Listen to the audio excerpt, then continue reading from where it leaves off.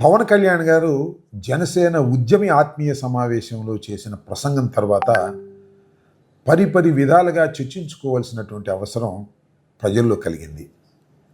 ముఖ్యంగా నేను ముఖ్యమంత్రి కావడానికి ఈ పార్టీ పెట్టలేదు, కాపుల కోసం మాత్రమే పనిచేయటానికి నేను రాజకీయాల్లోకి రాలేదు అనేటువంటి మాటలు ఆయన చాలా స్పష్టంగా మాట్లాడారు.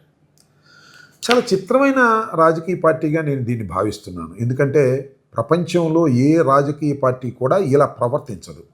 దానికి కారణం ఏమిటంటే ఏ రాజకీయ పార్టీ పెట్టినా అది చిన్న చితక ఏదైనా సరే రాజ్యాధికారం రావాలని, రాజ్యాధికారం వచ్చిన తర్వాత తాము అనుకున్నటువంటి సిద్ధాంతాలను, సంక్షేమ కార్యక్రమాలను ప్రజలకు ఉపయోగపడే విధంగా అమలు చేసి మంచి పేరు తెచ్చుకోవాలనే ఉద్దేశంతోనే ఏ రాజకీయ పార్టీ అయినా పెడతారు. మరి ఏంటో నాకు ఇది చాలా విచిత్రంగా ఉంది. అంతేకాదు, నక్సలైట్లు వాళ్ళు రాజకీయ పార్టీ పెట్టినా తుపాకీ గొట్టం ద్వారా రాజ్యాధికారం సాధించాలని తపన పడతారు. ఒకసారి రాజ్యాధికారం వస్తే ప్రజలకు ఏ విధంగా సేవ చెయ్యాలి అని ఆలోచనతోనే ఎవరైనా రాజకీయ పార్టీ పెడతారు. కానీ చిత్రం, ప్రపంచంలోనే ఇంత అరుదైన రాజకీయ పార్టీని బహుశా ఎవ్వరు చూసి ఉండరు. కారణం ఏంటంటే మేము అధికారంలోకి రావడం కోసం రాజకీయ పార్టీ పెట్టలేదు అనేటువంటి మాట పవన్ కళ్యాణ్ గారు చెప్పేశారు. మరి దేనికి రాజకీయ పార్టీ పెట్టారు? ఇది ప్రశ్న. ప్రజాసేవ చేయడానికి రాజకీయ పార్టీ పెట్టారా? ప్రజాసేవ చేయడానికి రాజకీయ పార్టీ పెట్టాల్సిన అవసరమే లేదు. ఎన్జిఓ, నాన్ గవర్నమెంట్ ఆర్గనైజేషన్, ఒక సేవా సంస్థ పెట్టొచ్చు. అన్యాయం మీద పోరాటానికి కూడా సేవా సంస్థ పెట్టొచ్చు.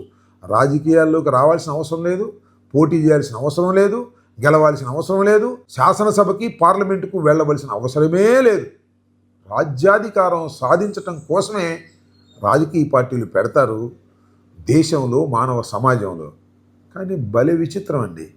మన పవన్ కళ్యాణ్ గారు రాజకీయ పార్టీ పెట్టింది రాజ్యాధికారం కోసం కాదని ఆపేశాడు. మరి దేనికోసం పెట్టాడు? ఎవరి కోసం పెట్టారు? ఎవరి కోసం అనేది ఇక్కడ ప్రశ్న. దానికి కూడా సమాధానం చెప్పేస్తే పోయేది. దానికి మాత్రం ఆయన సమాధానం చెప్పేటటువంటి పరిస్థితులు లేడు. ఇది చాలా దురదృష్టకరమైన, ప్రమాదకరమైన రాజకీయాలుగా నేను భావిస్తున్నాను. ఇలాంటి రాజకీయాలను ప్రజలు యాక్సెప్ట్ చేయకూడదని కూడా నేను చాలా రోజుల తర్వాత జనసేన పార్టీ అధినేత పవన్ కళ్యాణ్ గారు జనసేన ఉద్యమి ఆత్మీయ సమావేశం పేరుతో ఒక పెద్ద సమావేశాన్ని నిర్వహించారు. ఆ సమావేశంలో చాలా అంశాల గురించి ప్రస్తావన చేశారు, మాట్లాడారు. ఆ మాట్లాడిన అన్ని విషయాల జోలికి నేను వెళ్ళను, కానీ కొన్ని విషయాలు నొక్కి మరీ ప్రస్తావన చేశారు, సమాధానాలు చెప్పేటటువంటి ప్రయత్నం చేశారు. దేనికి సమాధానాలు చెప్పారంటే సోషల్ మీడియాలో వస్తున్నటువంటి వాటికి, లేదా ఆయన్ని విమర్శ చేస్తున్నటువంటి అంశాల మీద ఆయనే ప్రస్తావన చేసి సమాధానాలు చెప్పేటటువంటి ప్రయత్నం చేశారు.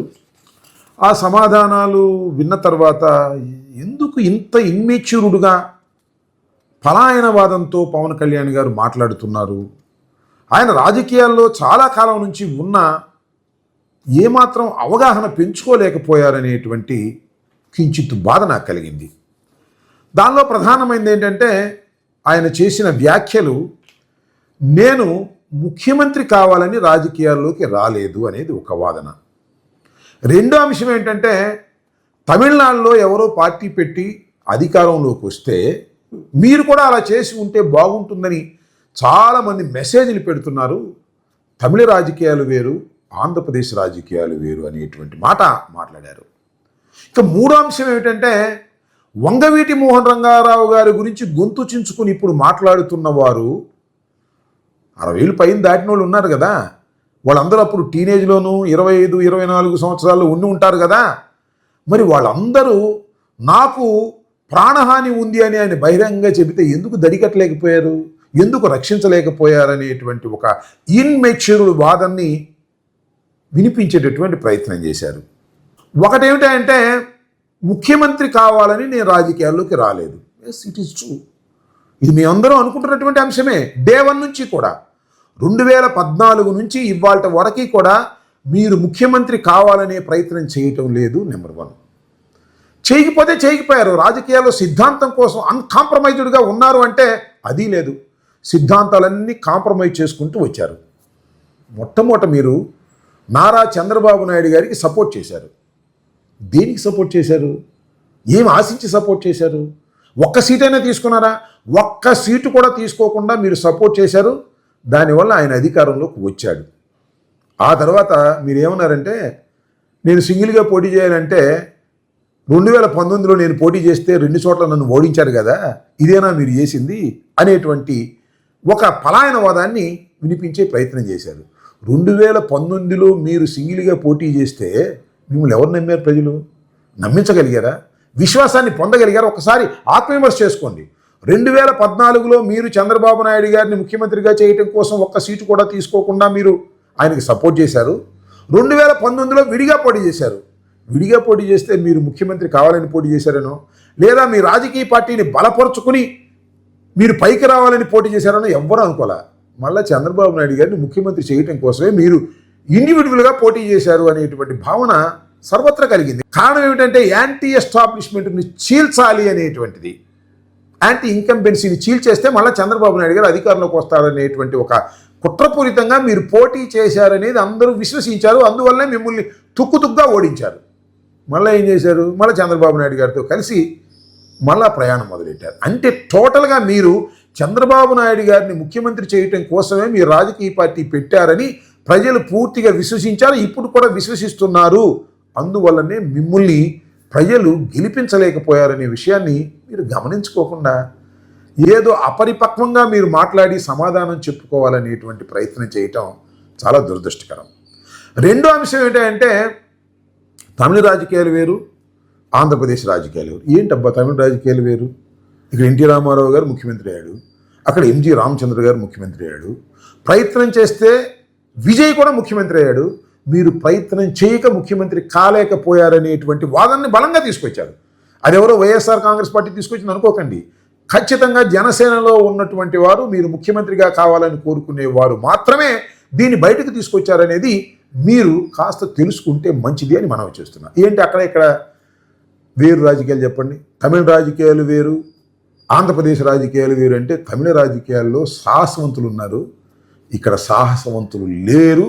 అంటే మీరు సాహసం చేయలేకపోయారని వాస్తవాన్ని గమనించుకోకుండా ఏదో జగన్మోహన్ రెడ్డి గారిని ఓడించడం కోసమే నేను పార్టీ పెట్టాననే పద్ధతుల్లో వెళ్ళడం వల్ల మీరు ప్రజల విశ్వాసాన్ని, జనసేన విశ్వాసాన్ని, కాపుల విశ్వాసాన్ని మీరు పొందలేరనేది కూడా గమనిస్తే మంచిదనేది నా అభిప్రాయం.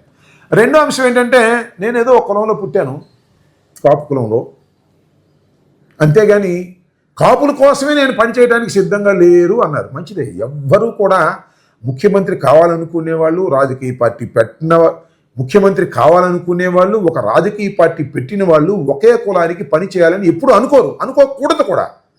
కానీ కాపు కులం మీ మీద చాలా ఆశలు పెట్టుకున్నారనే విషయాన్ని మర్చిపోకండి. మీరు కాపుల కోసం పని చేయకపోయినా కాపులకు అన్యాయం చేసే పద్ధతుల్లో మీరు పనిచేస్తున్నారనేది ఇక్కడ కాపుల్లో చర్చించుకుంటున్నటువంటి అంశం. ఎందుకంటే మీరు ముఖ్యమంత్రి కావాలనే ఆలోచన మీకు లేకపోయింది.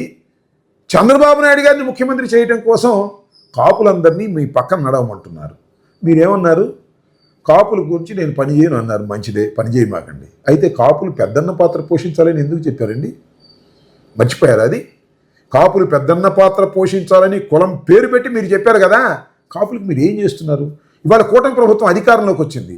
కాపులకు ఏదైనా చేయగలుగుతున్నారా? కనీసం వైఎస్ఆర్ కాంగ్రెస్ పార్టీ చేసినటువంటి మేలు కూడా ఇవాళ కాపులకు మీరు చేయటం లేదనేది గుర్తుపెట్టుకోండి.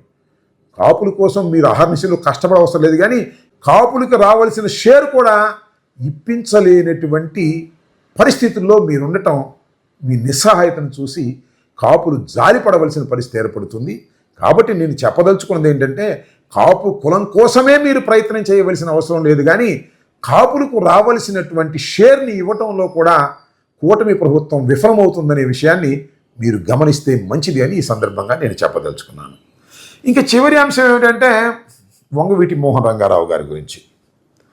వంగవీటి మోహన్ రంగారావు గారి గురించి గొంతు చించుకుని మాట్లాడుతున్నటువంటి వారు ఎవరైనా ఉంటే వాళ్ళు ఏం చేశారు? వంగవీటి మోహన్ రంగారావు గారు చనిపోయినప్పుడు ఆయన నన్ను హత్య చేయడానికి ప్రయత్నం చేస్తున్నారు, ప్రాణహాని ఉంది అన్నప్పుడు మీరందరూ ఏం చేస్తున్నారు? చుట్టూరా ఉండి కాపలా కాయలేకపోయారా, రక్షించుకోలేకపోయారా అని మాట్లాడుతున్నారు. ఏమిటి అన్యాయం అని నేను అడుగుతా ఉన్నా. మీరు స్పృహలో లేరు. వంగవీటి మోహన్ రంగారావు గారు చనిపోయేటప్పుడు మేమందరం యువకులం.